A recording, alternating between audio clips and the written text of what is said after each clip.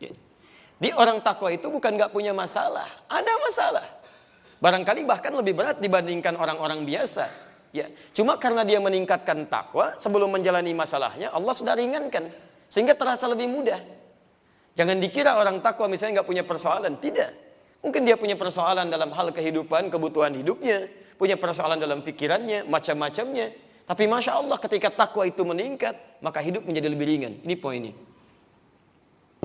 Bahkan persoalan rizki. Karena kalau Anda lanjutkan ayatnya, وَيَرْزُقْهُ مِنْ حَيْثُ لَا يَحْتَسِبْ.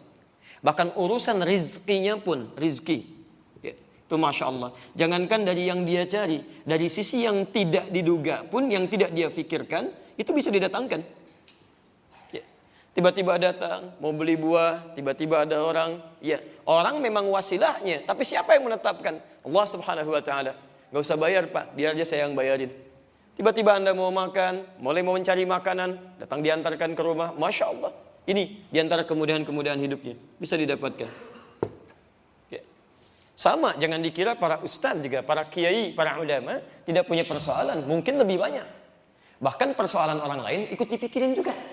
Masya Allah, bukan persoalan sendiri, itu persoalan orang.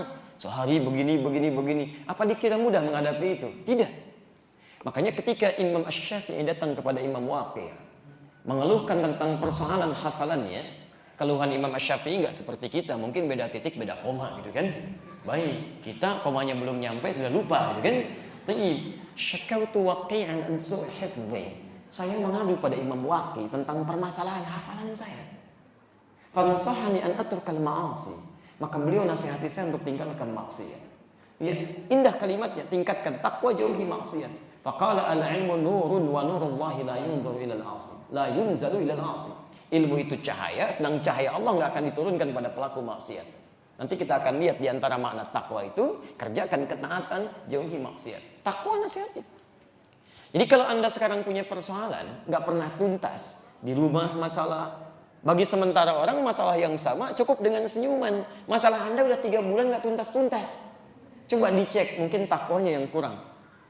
Di kantor kenapa nggak pernah selesai? Lamaran sini disampaikan, sana disampaikan, proposal juga disampaikan. Sudah lamaran pernikahan ditolak, ini juga ditolak gitu kan. Apa masalahnya? Padahal Anda juga ya di atas rata-rata gitu kan. Apa yang salah? Mungkin ini persoalannya, takwa. Jelas ya? Jadi ketika Anda meningkatkan takwa, solusi itu datang. Sama dengan anak-anak juga Pak, Bu. Kalau ingin dibuka kecerdasannya, itu takwa yang berperan.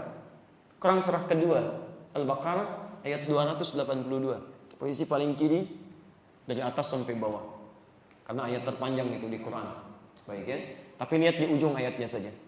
Wattaqullaha wa yu'allimukumullah.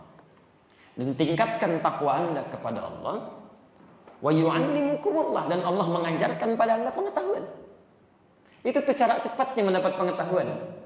Jadi ada orang-orang yang cuma ikhtiar, belajar, baca macam-macam. Ada yang orang-orang selain dia belajar, dia coba tingkatkan takwanya kepada Allah. Siapa yang punya pengetahuan?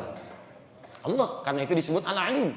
Allah yang punya rizki, Allah punya pengetahuan, Allah punya kemudahan. Kenapa Anda tidak mendekati yang punya itu untuk diberikan secara langsung? Dekati dengan ikhtiar. Makanya orang-orang yang meningkat takwanya itu lain. Begitu dia baca, baru sebagian kalimat dia sudah paham kemana maksudnya ini. Kadang-kadang dia lewat berapa halaman karena paham ini intinya akan ke sini, ini kalimatnya akan begini.